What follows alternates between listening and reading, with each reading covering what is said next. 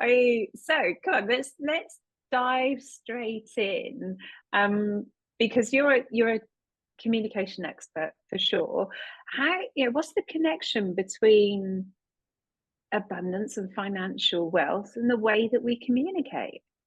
Oh, I'm so glad you asked that question, Claire. And thank you for inviting me to be here. I am super excited.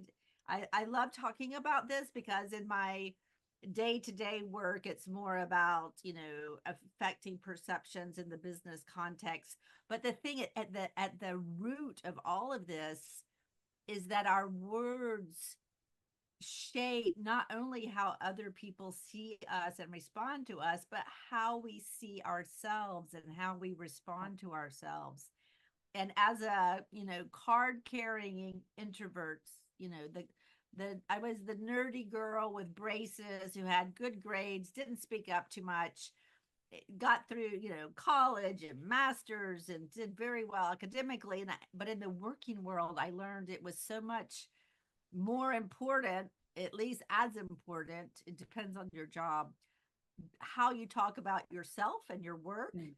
versus the results. The results that you're getting are not enough. And you'll see it, with abundance, you're putting in the time, you're doing the work, you're saving your money, I'm guessing, doing a lot of the right things, but your communication reflects your mindset so much. Yeah.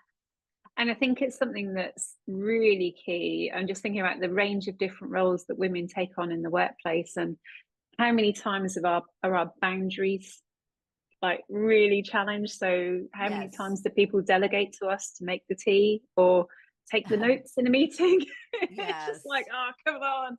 Or how many times do we know that we put in more work, but it's our co-worker who gets the The money? credit. Yes, I know, I all the know. training, all the Yes. attention. It's just Yes. like, Yes. But no. I know that's like the whole foundation for my career is exactly what you're talking about. And although there are some men who also get overlooked because they don't speak up enough or they don't speak up in the right way, but truly your words matter so much, and not only the words but how you say them.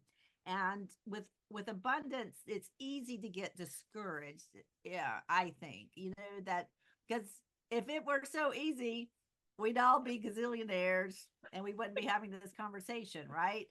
It's Right. part of our challenge in life. Life is not easy, and it's not easy to have a good life. And you can get frustrated. You save your money and inflation eats it away. Or you buy this stock, it's going great, and then it's not. Or you invest in this crypto and it's doing great, and then it's not. And if you own your own business like I do, there's just all kinds of chaos all the time. So it's really the abundance comes as a result of the tenacity and the persistence and the refusal to give up. And so we kind of have to use our language to keep us Mm. motivated and not discouraged, but not, my tendency years ago was I would, bounce back, but it's so bitter and angry. And so, and justifiably, I mean, we all have things that can be justifiably angry and bitter about. But guess what? That does not attract opportunities. So, you know, Yeah, and also it's not just about showing up full force either, because this is one of the other ways, that kind of you can get left on the shelf if you're seen as the bossy or the gobby. I don't know if that's a US word, but a kind of a gobby is like a in your face oh type yeah, of, yeah, yeah, too very abrasive, assertive. and Yeah, yes, yeah, yeah. yeah. So, Oh, so for women, it's very easy to be typecast in that yes. way, but communication is about what you put out and as much about the room and how it lands and how it Right. received and so on. So yeah, yeah, So really. because it is tricky, yes. I mean, I have talked to people who get in trouble for being too blunt, being too nice, not saying too enough, saying too much. It's like seriously, like, but there's just the differences are very small. We're talking to people who are, you know, above average in intelligence and desire and skill set, probably attractiveness too, I would guess. But so the differences are very small. But one of the things I've learned is that asking questions instead of saying things is like a game changer. It just opens up the world to possibilities, to receiving, to people perceiving you differently by the questions you ask. And it saves you from a lot of traps by saying the wrong thing or being so focused on what you're going to say that it comes out as harsh or disorganized or all the traps. Yeah. And learning how to ask good questions. And so that's not only affecting other people's perceptions of you and your receptivity and your magnetism, but how you see yourself and how you see, if you're so focused on getting this message perfectly correct and proper, you're not open to other possibilities. Whereas if you ask the question, then you are by definition opening up yourself to more options.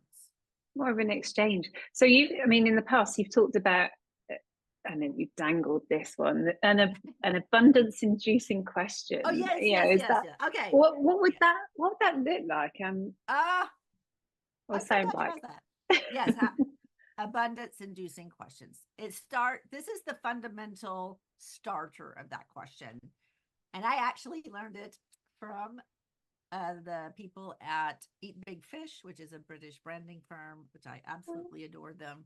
How can we? How can we? How can we get this new client? How can we expand our portfolio? How can we innovate? How can we have a successful party? And because we're usually like, well, can we or can't we? I don't know. I don't know if I can or not. And we get, all this muddling into, well, I don't know. Can I get that promotion? Can I get this new job? Can I get this new client? Well, how can I? How can I? And that's this one word that you're adding. Just like when you tell yourself, oh, well, I haven't made, my trillions of dollars, but I haven't made them yet.